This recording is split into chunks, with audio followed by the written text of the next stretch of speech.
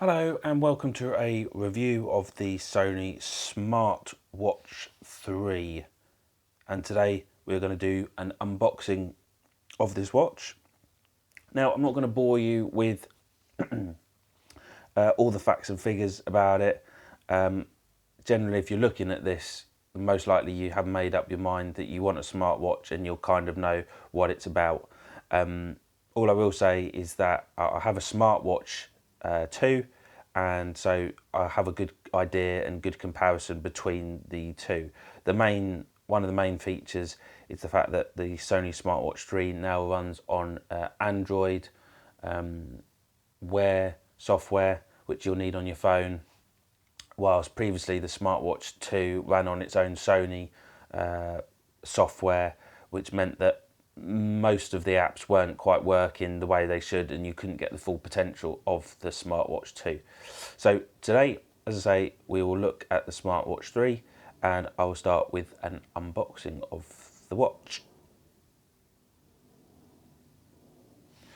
So I purchased from Amazon for just under £100.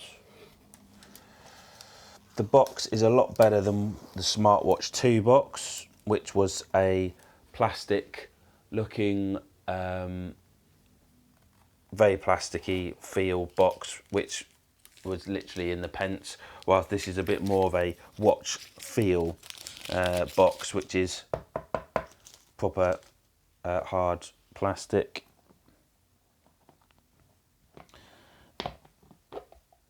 So we will remove the case and we are now left with the watch. Now we've got to somehow,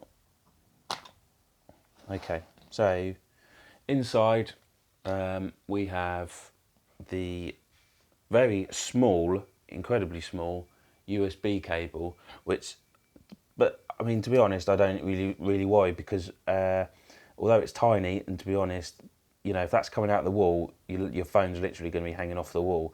I just use the regular USB cable that goes with my Sony phone anyway, which is obviously a lot bigger. And then we have probably the usual, maybe warranty manual, that kind of thing. So we've got a tiny, to get started, download the Android Wear app from the Google Play Store. That's all that simply says. And what else have we got? Declaration of conformity. All of your fitness stats on your wrists. So that's the iFit bit there. With an activation code.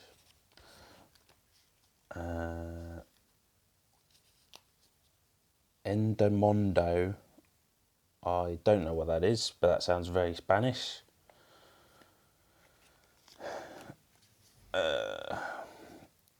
Golf Shot Pro, become a better golfer guaranteed using the watch. What else have we got here? That's the another declaration of conformity, and finally it says important information, which is going to simply, I'd imagine, be possibly the instructions. Possibly. Right. So the watch itself, we will try and remove it from the plastic bit there.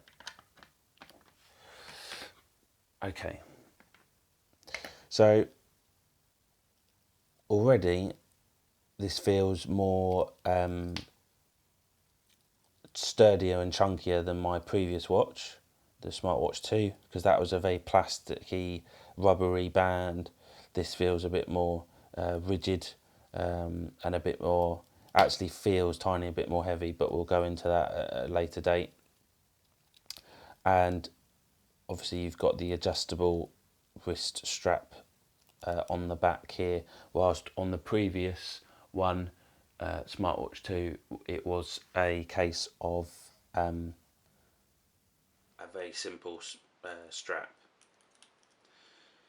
and the USB port is currently, if you can see it, it's here underneath, whilst SmartWatch 2 had it on the side, so it's under here.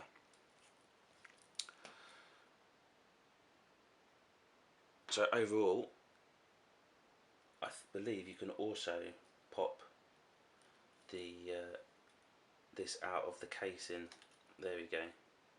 So if you wanted to charge it separately, you can just flick it over and do it from that way.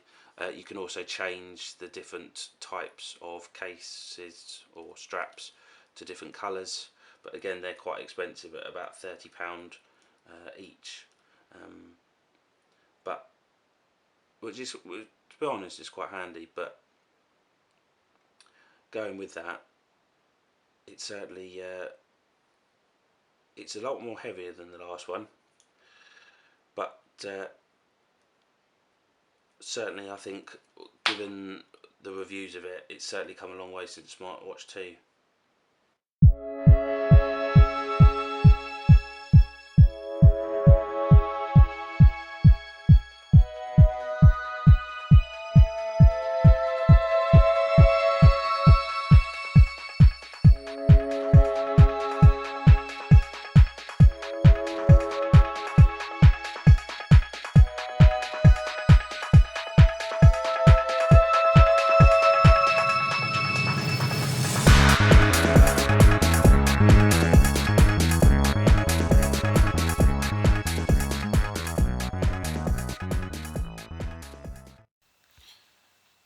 So that's pretty much it, to be honest with you. It is obviously not a massive unboxing, but then again, what do you expect when it's pretty much a watch that's kind of a phone at the same time?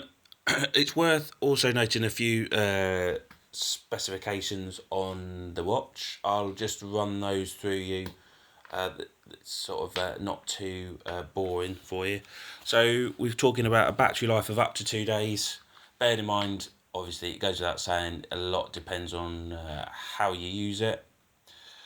But generally, I found that it could quite easily go 2 days if you don't use GPS.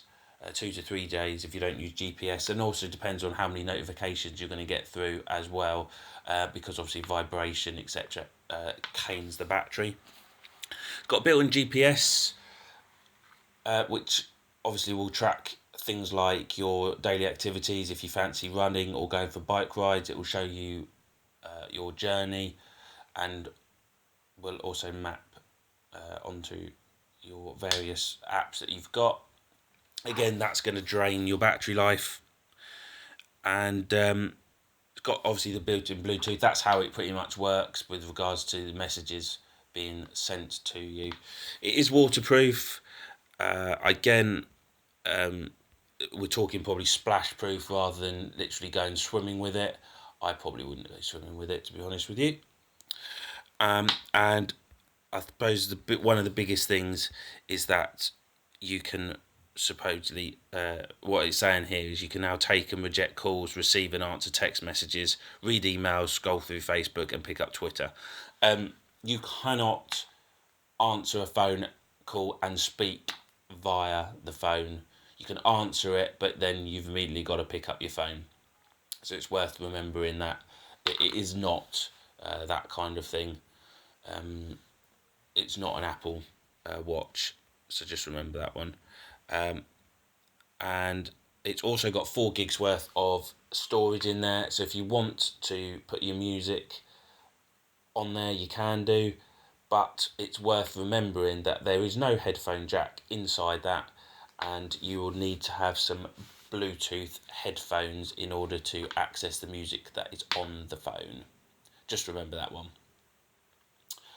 Anyway, that's the unboxing of the Sony SmartWatch 3, which I'll now be using from now on, and I'll make some more videos over the next couple of weeks, which will look into comparing this with the SmartWatch 2 and my general overall comparison of the two and what I think of it as a watch.